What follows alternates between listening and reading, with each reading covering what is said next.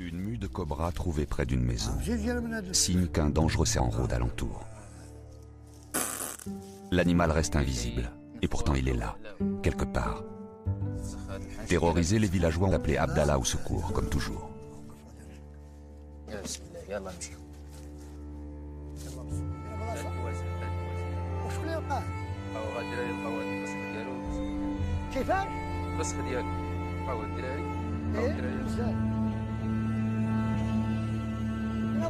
Aïssaoui et chaman, par ses pouvoirs, Abdallah ne craint pas le venin du cobra. Encore faut-il le débusquer et le capturer.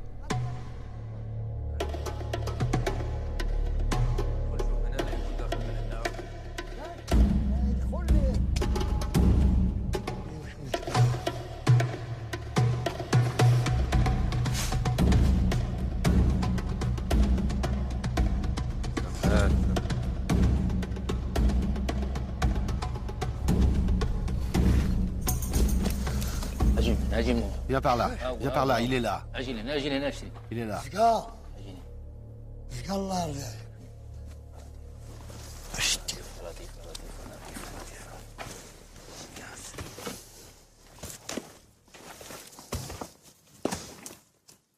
Je t'avais pas dit que c'était un cobra? C'est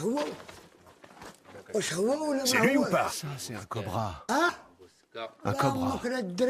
Ni les enfants ni les vaches ne lui survivraient. اه ذاك غيره واش هو ولا ما هو اي على بابك شوف واش هاي قالوا يمك جمعة سخيطة هلا ريال هلا عيني هلا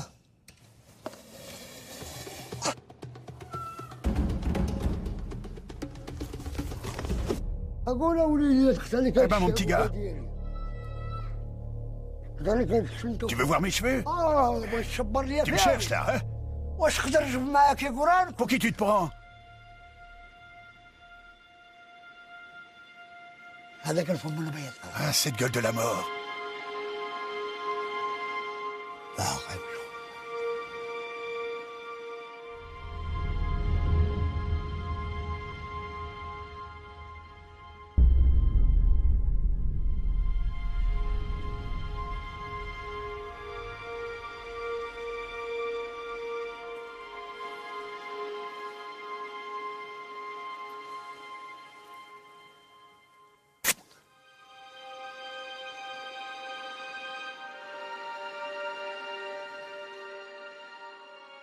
Prisonnier et soumis, le cobra rejoindra bientôt Marrakech et les charmeurs de serpents. Symbole des esprits malfaisants, il a fait irruption dans le monde des hommes, troublant l'ordre public. Mais Abdallah a su le dompter. Il s'en est même amusé un instant. Face aux esprits du mal, le chaman communique, instaure le dialogue et négocie. Le chaman est d'abord celui qui est habité par les esprits. Le chaman a beaucoup de tourments. Et parmi eux, la possession. Comprenez que... En vérité, nous soignons par une thérapie collective. Pour soigner, nous organisons des cérémonies, chants soufis accompagnés de musique qui invoquent Dieu. Des cérémonies dans lesquelles nous invoquons Dieu et le malade guérit. Nous le plaçons au centre de notre groupe, nous prions pour lui, nous invoquons un nom particulier de Dieu, le possédé perd connaissance, puis nous le remettons au centre du groupe. Nous pratiquons un rituel spécifique, enfin nous prions encore avec lui et ce malade guérit.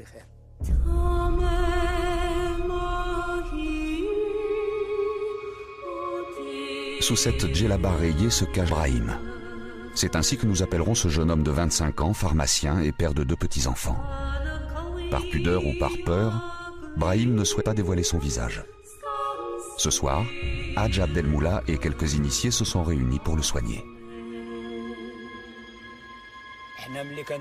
Quand un malade vient nous voir, on organise la cérémonie Al-Adra. Et c'est à ce moment qu'on sait qu'il va guérir, soit avec le rituel de la cérémonie, soit avec le procédé de la bouilloire.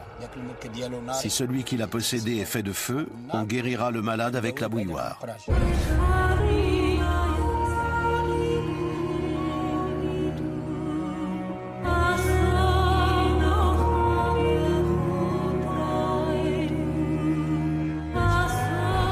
Parvenus à l'extase, affranchis de la peur et de la douleur, certains initiés seront capables de boire l'eau de la bouilloire, une eau en ébullition, une eau brûlante.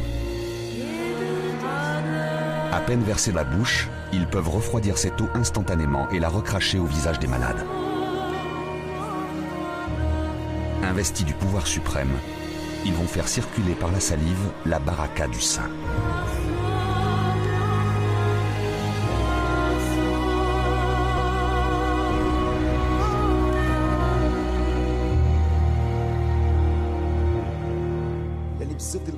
La maladie provoquée par des djinns est la seule maladie incompréhensible. Même celui qui en est atteint n'arrive pas à comprendre, car le djinn trouve sa demeure dans l'esprit de l'individu. Par ces pratiques, les hommes entrevoient l'espoir d'un bénéfice immédiat, l'espoir d'une guérison. Pour celui qui est possédé, il faut qu'on sache qui l'a frappé.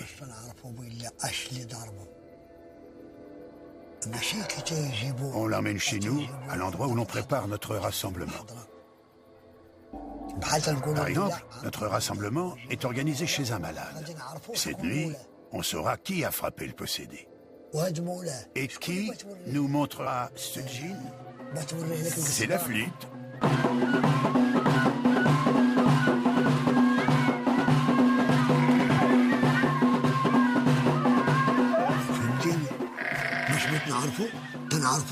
Comment reconnaît-on ces esprits? On reconnaît chacun par sa spécificité.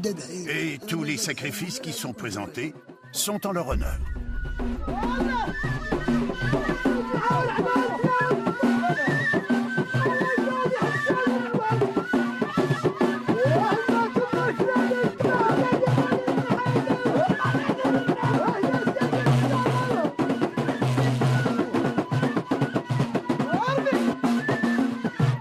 À la différence de la Hadra, ainsi commence la Lila, au son des flûtes et des bendirs.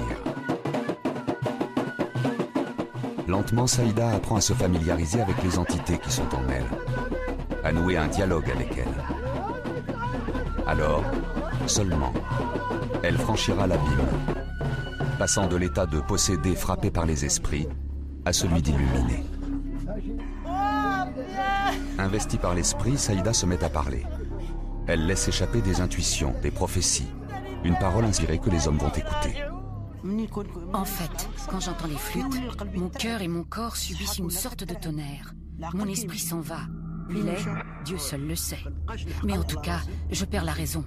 Moi, j'entre en transe. Je ne suis pas en état d'évanouissement dans ces moments-là. J'entre dans la transe des hommes saints de Jilala.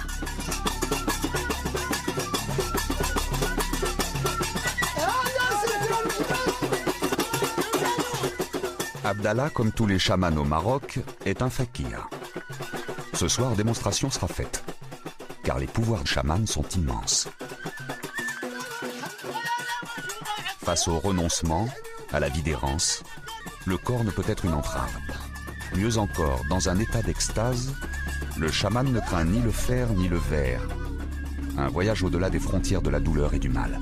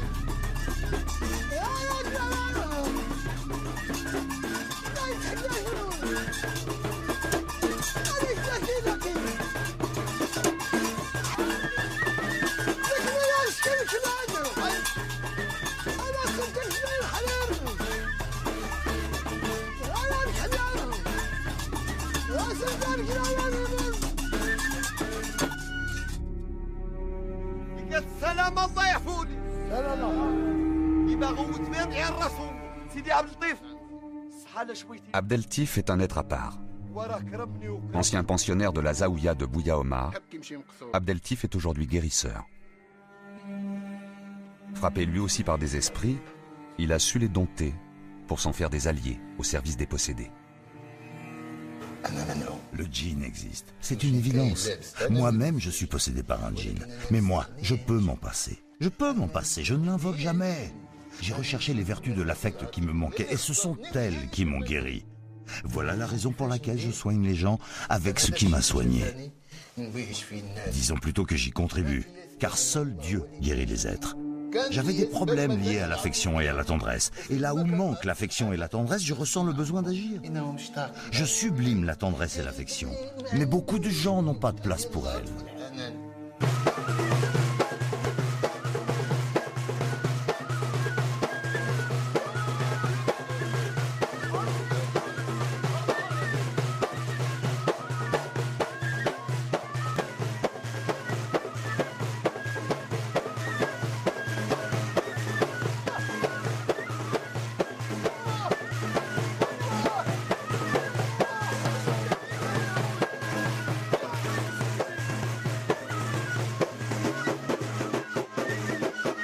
Abdeltif nous démontre par la transe que dans le chamanisme, aucune rémission définitive n'est possible.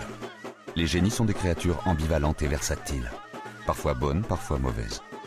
En d'autres termes, un unique et même esprit peut à la fois provoquer la maladie ou guérir. Dieu nous préserve du feu, Dieu nous préserve du fer. Car quand on est en transe ou quand on fait du chamanisme, on doit invoquer Dieu en disant « Dieu préserve-moi, Dieu préserve-moi, Dieu préserve-moi, Dieu préserve-moi ». Ceci pour que les gens qui t'observent dans ta transe partagent et apprécient tes efforts.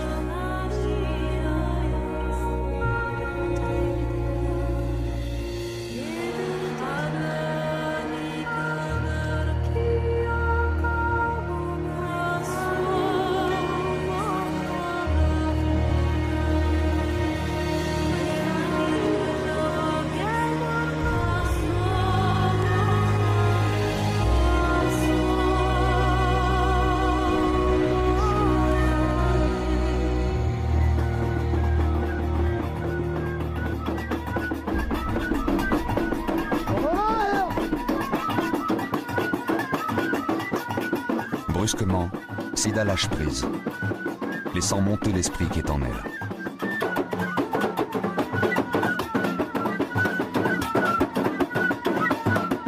Jour après jour, année après année, elle a su le dompter, lui permettant de temps à autre de s'exprimer.